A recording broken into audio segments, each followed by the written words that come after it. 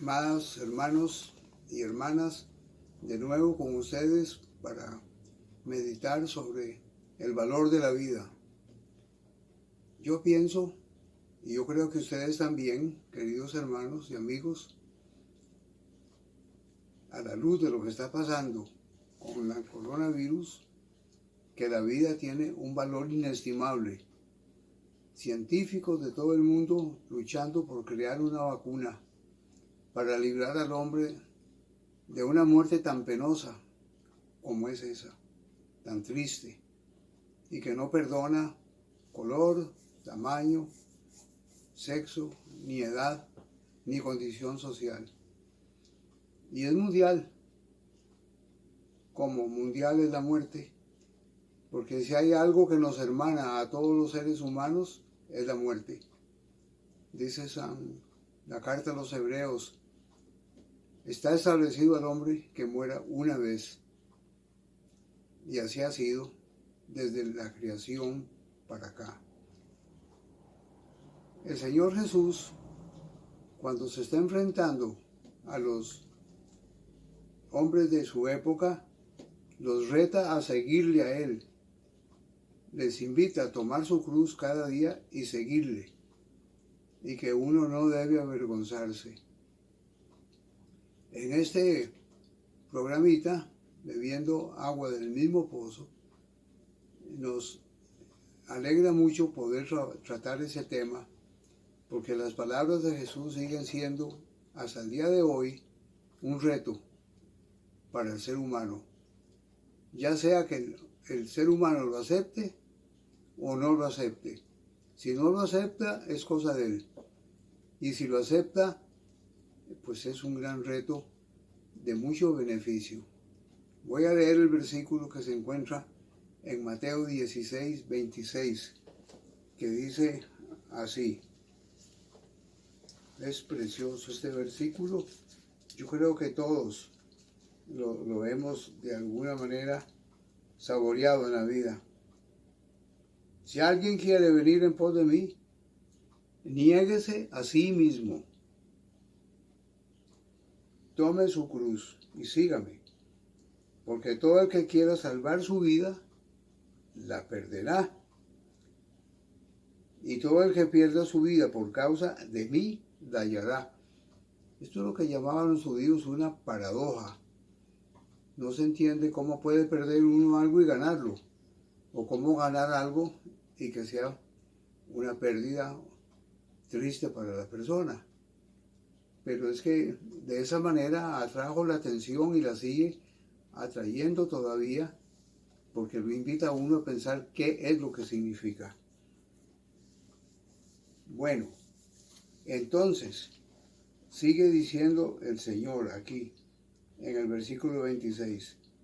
¿De qué le servirá al hombre ganar todo el mundo si pierde su vida? Algunas versiones tienen alma, pero realmente la palabra griega no significa alma, porque para los hebreos no existía el alma.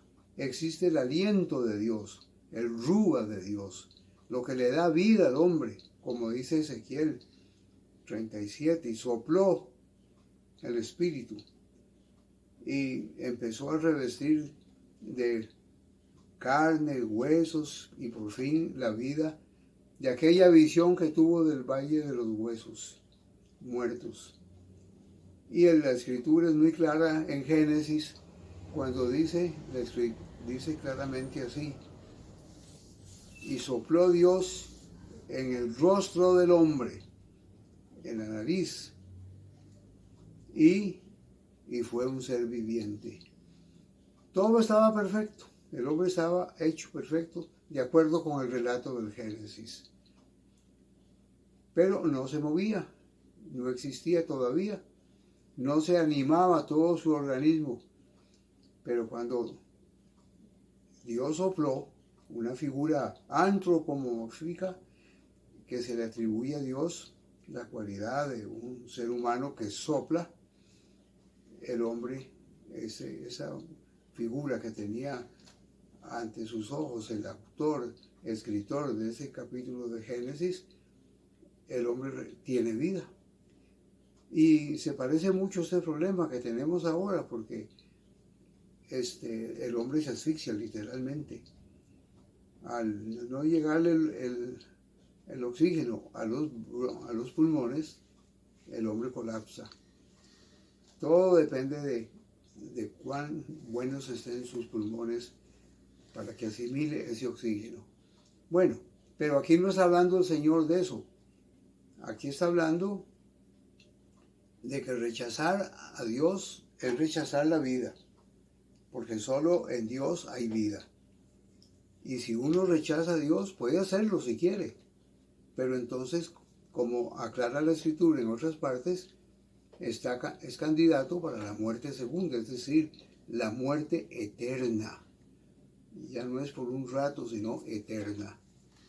Y el que cree y recibe la vida, es decir, cree en Dios y en su palabra y en sus promesas, y cree en el Señor Jesucristo, a quien Dios ha establecido como único mediador y único agente en la salvación, tiene vida eterna.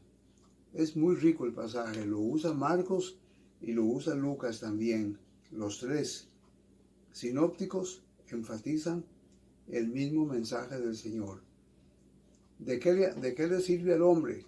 Dice, ganarse a todo el mundo. Bueno, ustedes se dan cuenta que es una figura literaria. No hay ningún hombre que se pueda ganar el mundo entero. Es una forma de hablar. En el supuesto de que el hombre pudiera ser el dueño y poseer todas las riquezas del mundo, ¿de qué le sirve si no tiene la vida con V mayúscula? ¿De qué le sirve? De nada, dice el Señor. Entonces, ¿qué invitación más grande la que el Señor nos da hoy? Que si vamos a Él y no nos avergonzamos y confesamos su nombre con valor, con fuerza, con dedicación, tendremos como premio la vida eterna. Dice el versículo, voy a leerlo de nuevo. ¿De qué le servirá al hombre ganar todo el mundo si pierde su vida? Su vida. No puede ser de otra manera, porque para los griegos alma es una entidad inmortal, increada.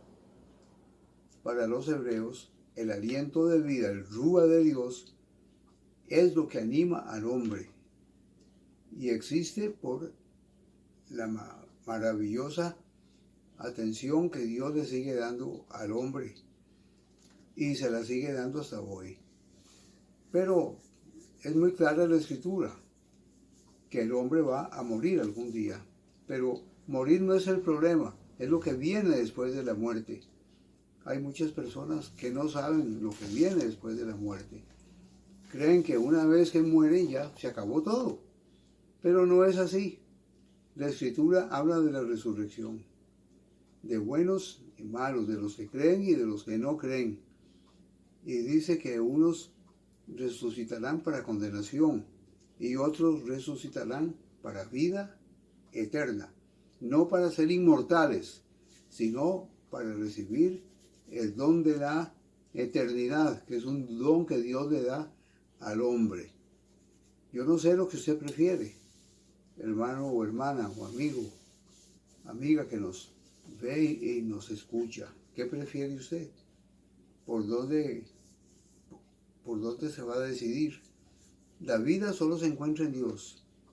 Es interesante que cuando se refiere a la vida biológica del ser humano se usa una expresión griega, se usa la palabra bios, de donde viene biología, la vida del hombre mortal que nace y que muere.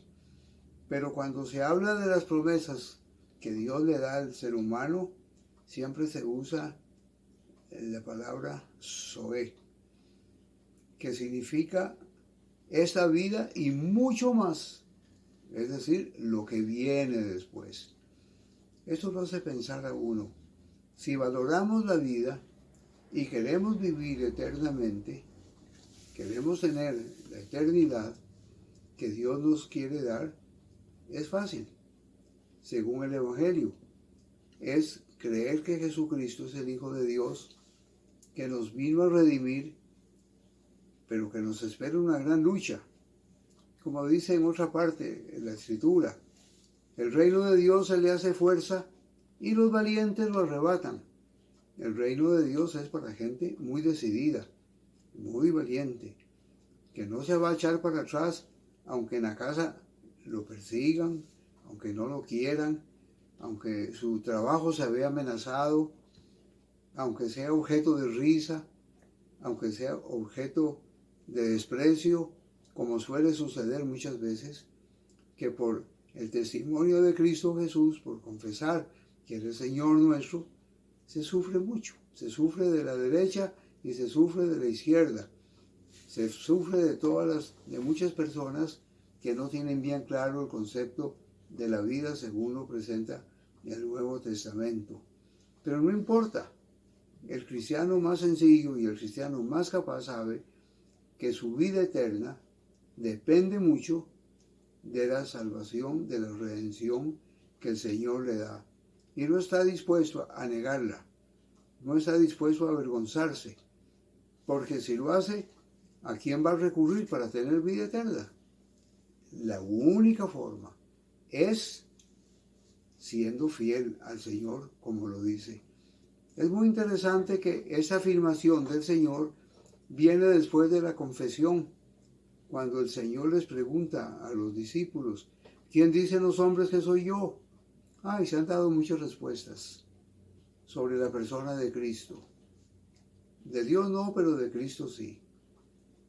Que era un profeta, que era un sabio, que era un gran maestro, y cuestionan mucho su vida, su origen, su propósito, su muerte, su resurrección. Jesucristo es una persona bastante complicada para el entendimiento humano. Es objeto de mucho pensamiento. Algunos han escrito libros enteros para probar que Jesucristo era sencillamente un hombre cualquiera. Y que, claro, que murió, pero que resucitó jamás. Que ese es el gran engaño, el gran mito que se ha preparado para que la humanidad lo crea. Desde el puro principio, cuando la soldadesca romana estaba cuidando a la puerta, donde colocaba una gran piedra, ya habían dicho que Jesús había sido robado, que en la noche iban a llegar sus amigos y se lo iban a llevar. Ya desde el puro principio se había fabricado una gran mentira en torno a la resurrección de Cristo. Claro, hoy eso es más sofisticado.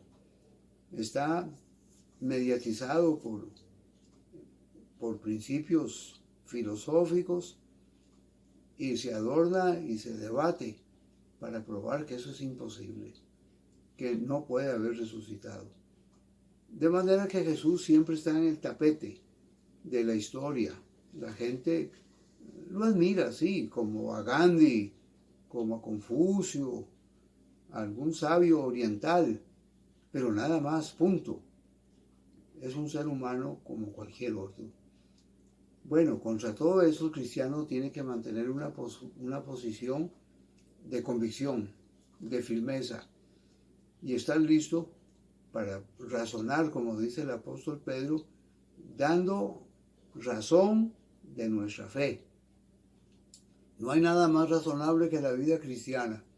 La vida cristiana es un acto de fe, pero también es un acto no solo de fe, sino de razón. Tenemos una fe que piensa, como Dios lo quiere, y tenemos también una razón que puede creer. Eso es maravilloso. Ojalá que usted sea uno de ellos, mi estimado hermano y amigo. Que Dios le bendiga mucho en este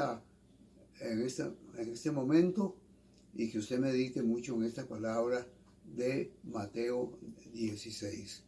Que la paz del Señor sea con usted y con todos nosotros. Amén.